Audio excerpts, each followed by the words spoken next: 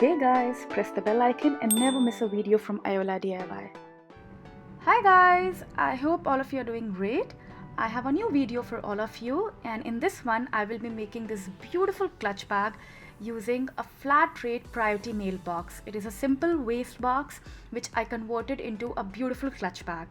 I made this video about 2 months back but didn't get a chance to edit it, and I really hope you guys will like this. I have worked very hard on this particular video. To begin with, I am going to prep my box. You can use any kind of box and convert it into something useful. I'm cutting down the extra edges, and then I'm going to secure the shape of the box by adding some tape to the edges because I want my box to stay intact.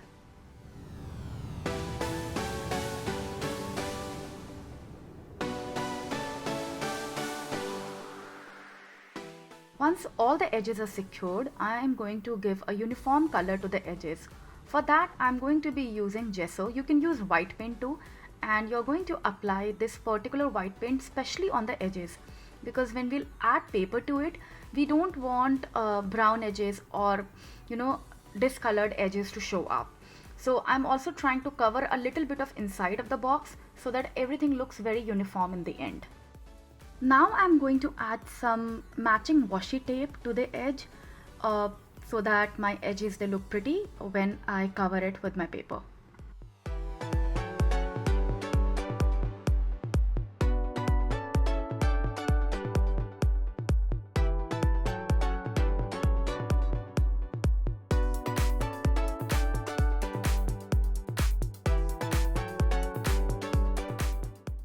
The next step is selecting your choice of pattern paper. I'll be using apricot honey from Prima Marketing. You can use any kind of paper, or even you can print it out using your home printer.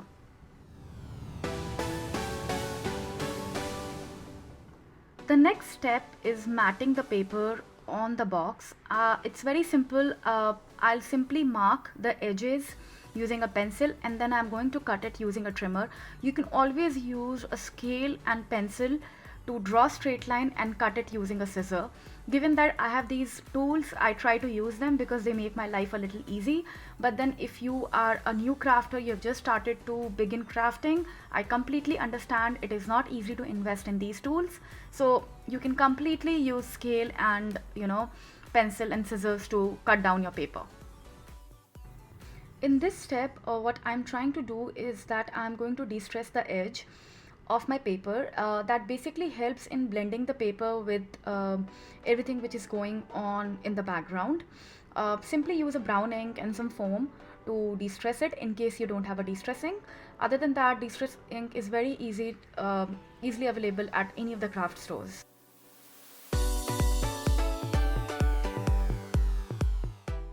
Follow the same process and mat each and every corner of the box. We wouldn't want any surface to show what it originally was.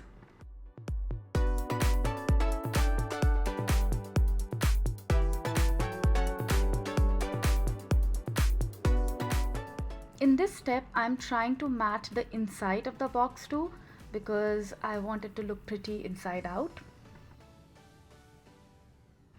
I want to make a flap for my purse, and for that I'm using this thick piece of chipboard. And the reason why I'm using a thick piece of chipboard is because it gives a lot of strength. Given that we are going to be opening the purse using this particular flap, it has to be strong.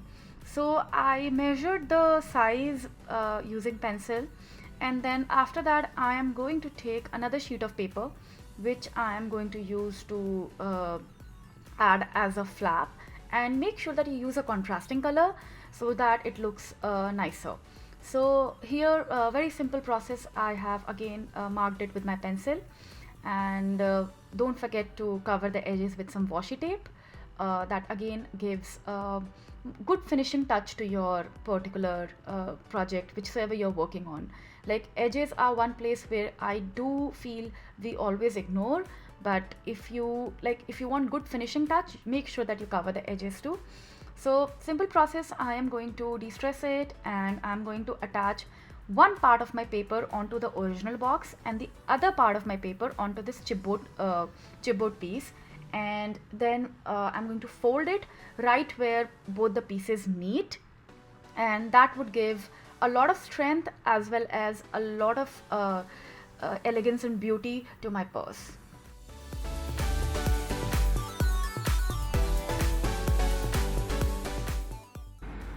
For sticking all the parts, I'm using glue glider as well as score tape. Uh, Given that glue glider is not as strong as score tape, I highly recommend that you use a good quality double-sided score tape. A part of this video is recorded back in India, and that is why now you are going to hear some noises of the traffic. I live on a street which is very busy, so I'm extremely sorry for all the noises which you will hear in the video.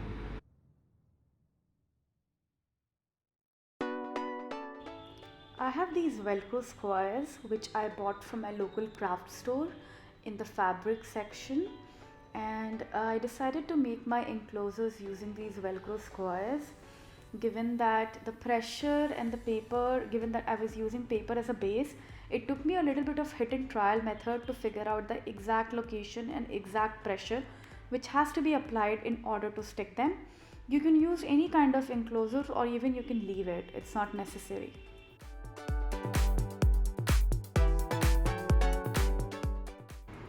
Once my base is ready, I decided to embellish it. In the center, I'm using this knob which I got from my local craft store. You can use any kind of stuff which you have in your stash. You don't need to buy anything which is specific for this purse. Upon later realization, I figured out that the purse looks a little dull. So I decided to spruce it up by adding some more coordinated pattern paper such that it looks bright.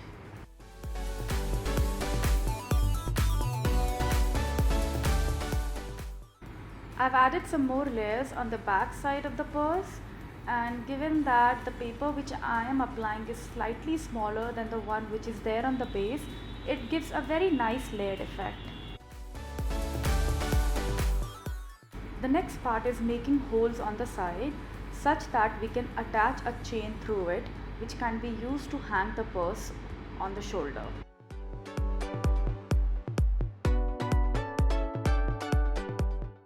To give it a nice finishing touch, I always set an eyelet whenever I make holes in any of the creations I make, be it tags, be it scrapbooks. This step is not necessary, just an added finishing touch.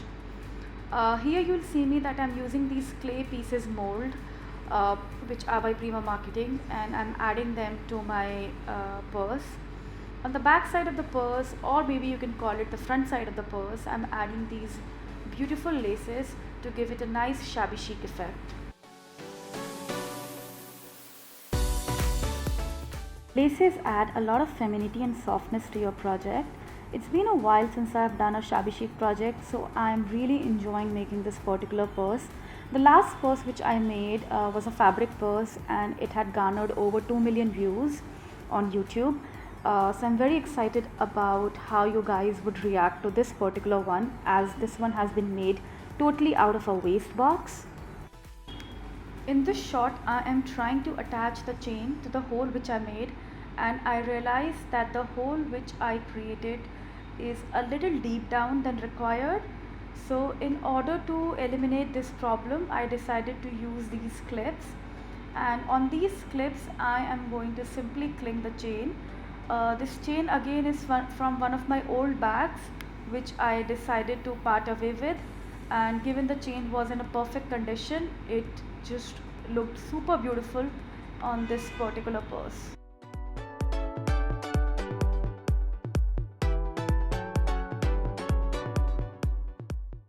I really hope you guys have enjoyed this video. In case you did, please don't forget to share some love.